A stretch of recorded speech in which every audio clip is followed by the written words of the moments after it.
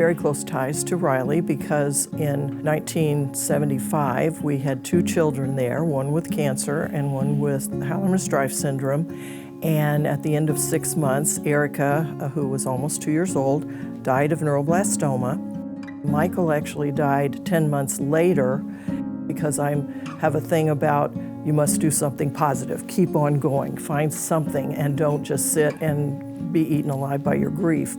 I knew a little about the Ronald houses, but not much, so I decided to go and talk to first Dr. Green, and he wasn't very aware, wasn't too sure. He was the head of Riley Hospital, and so I thought, well, I'd already talked to Dr. Beering. We sat down and talked again, and I said, if I can get something going, would you back it up? And he said, sure, go for it. I went to Brenda Duncan at McDonald's headquarters, and they were ecstatic because they would love to get something fun going like that, and it would be statewide. So that was the beginning then of pulling everything together, and luckily we found some of the best people, especially in central Indiana, that were fantastic organizers, fundraisers, and so on. At the same time that Sherry Forsland was trying so hard to get hold of McDonald's and talking to Dr. Beering about the support IU should be giving to bringing a Ronald McDonald House here, I was talking to McDonald's in Chicago. I spoke at a meeting at the National Convention, and I was done with my speech. Bob got up and said, she's moving to Indianapolis, if anybody here was interested. And I saw these people pop up in the back of the room. It was Brenda Duncan, and it was about 3 or 4 owner operators. And afterwards, they got my phone number. The next thing I knew, we were having a meeting with IU, and Dr. Beering said, yes, we will help you find the land. And we're sitting on it. The entire McDonald's family of corporate employees and restaurant owners in central Indiana enthusiastically agreed we needed to found a Ronald McDonald House.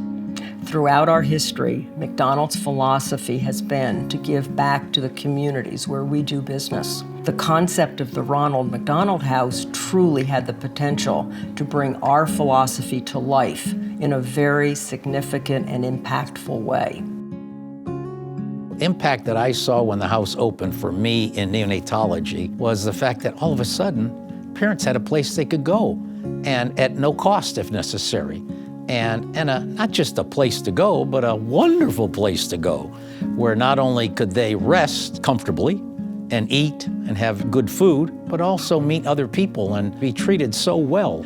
For some of these parents from small towns in Indiana, just coming to the big city was difficult. And for them to be able to have a place to go in comfort while their baby was sick in the newborn intensive care unit or receiving chemotherapy or having heart surgery or whatever, it was just, it was night and day, night and day. We were paying bills as the money came in. McDonald's, they were helping us, and they had the idea of Hamburger Day, where all the McDonald's in Indiana would sell hamburgers for 25 cents. And the proceeds all went to the house. That's when I said, I'll put volunteers in all the McDonald's stores. So I started calling information at the time and asking for like the Methodist church in a town or the Catholic church or all the churches in town, and got names called them and asked for their auxiliary or good volunteers, and told them about Hamburger Day in the house and that we needed volunteers, and got every McDonald's covered that day. And I mean, it was a big production, especially for McDonald's, because the response was unbelievable. Cars were lined up down streets. People were barging into the stores. I mean, it was an event. With the help of the volunteers and all, we were able to raise a large amount of money to keep us going and get it. So when the house opened, we didn't have any debt. Our bills were paid. It was a Friday night, I believe, and we were going to be opening on the next day. We had all kinds of volunteers, all of the board members and other people were there, essentially doing what we call a construction clean. We're picking up nails, we're dusting off sawdust, that kind of thing, running sweepers. And finally we were done, I don't even know, 10, 11 o'clock at night, something like that. And a bunch of us were sitting around a table, and a young couple came in. I believe he was a service member, wasn't in uniform, but identified himself as such.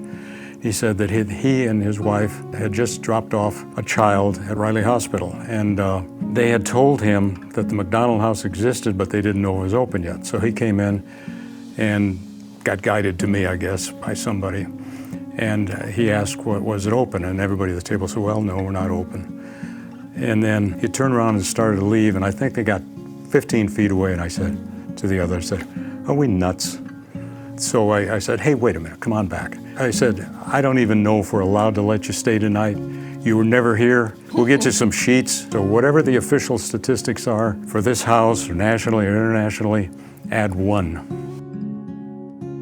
Around 2000, they opened a Ronald McDonald House inside the hospital. It was a joint effort between the Ronald McDonald House and Riley Hospital.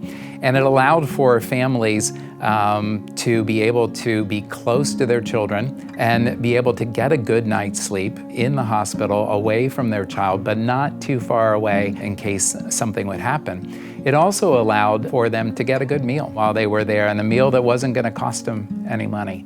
And so they could come down and meet some other people who were going through the same thing that they were, even just for a moment to relax and get away from the unit. There was always a waiting list, which haunted us. Every night, people turning away and sleeping on couches, benches, whatever it was. So that was step 1. And then it was, do we do a second house somewhere else in the city? I mean, there was a model for the family rooms in other locations that had worked. But I think, if I remember right, we were a little unique in that we have the house right here and then a family room, you know, a block or 2 away. But you don't go into that lightly, financially, staff-wise, anything else. And so this felt like once it was a possibility, it doesn't answer all of the overnight waiting list, but it would be a different kind of service. For some people who don't actually need the overnight, but really do need a few hours away, it just turned out to be almost just a different service arm.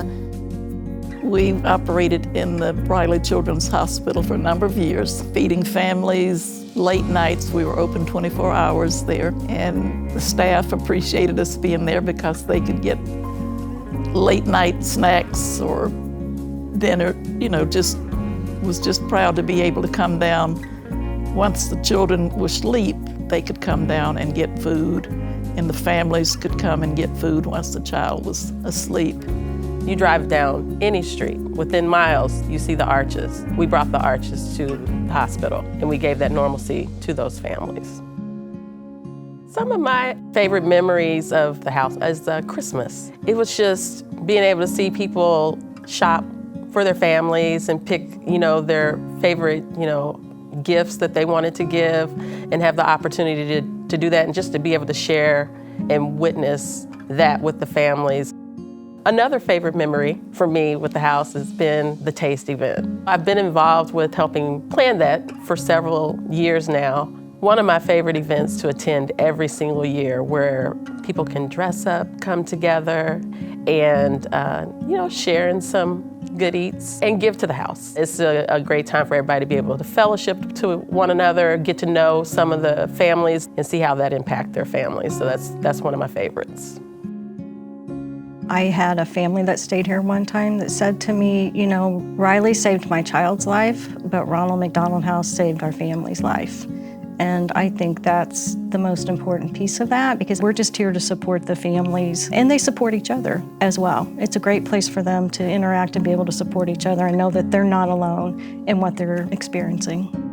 That really makes the Ronald McDonald House unique, in that it's obviously supporting the patient, but it's more for the family and the people that aren't in the hospital, who are often, you know, not recognized or ignored during the process, because even themselves are so focused on the patient that they don't even know what they need. And the Ronald McDonald House has always been there to support and love them when they need it most. You know, when you've got a healthcare system like IU Health and Riley, you're getting people from all over the world that are coming here to stay, and there is no socioeconomic bound on the people that have sick kids and who need to be here with their kids. And so their eyes are opened a little bit when they start to think of how global the house really is, and the folks that we serve.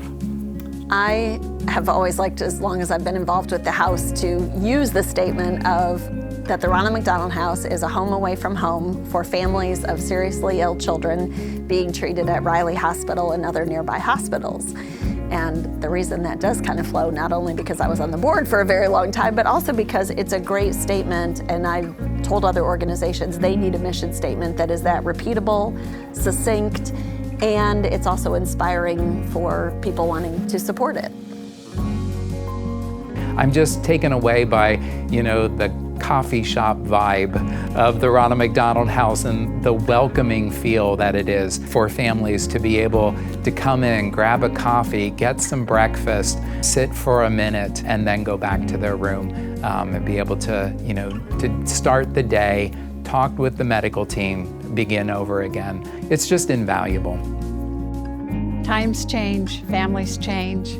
Years ago, we wouldn't have heard of having food for families unless some church came in and cooked a meal. At one point, the hospital fed the families. And so I think the good part about the house is it meets the needs with the concept of taking care of the family as a family first. What's it going to be 40 years from now? I haven't the foggiest idea. All I do know is it's going to be dramatically different. And we'll be doing things 40 years from now that hardly anyone even conceived of today or dreamed of today. The phrase "keep on keeping on" comes to mind. The McDonald House is very important. It's so much a part of the broader community, and by that I mean the whole state. You've got a good thing and you just keep it going and just keep the word out there, and then you get that many more people into your base of supporters. What I would like to see for the house for the next 40 years and beyond is that we can continue to grow, build a larger house, be a little bit more tech savvy to meet the needs even more. Whatever that we can do to continue to evolve in how we serve our families. Just continue to be here for the families. That's the most important thing. I want to see this house bigger. We need to take care of more families from Riley. Every night we have a waiting list that exceeds our capacity.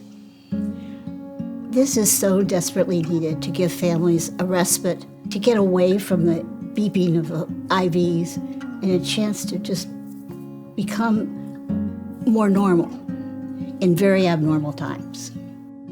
I think the care for families and kids will be more personal, and I think there'll be more programs like the Ronald McDonald House to help them. But I would also guess that for kids with super complicated problems, they're going to have to travel to a place like Riley. The parents are going to want to be there, and there's going to be a need for the parents to stay and get support and get care. And the Ronald McDonald House, hopefully they'll be there, there'll be more of them, and they'll be bigger, and they'll be able to provide all that care that the family needs. And I think that'll happen.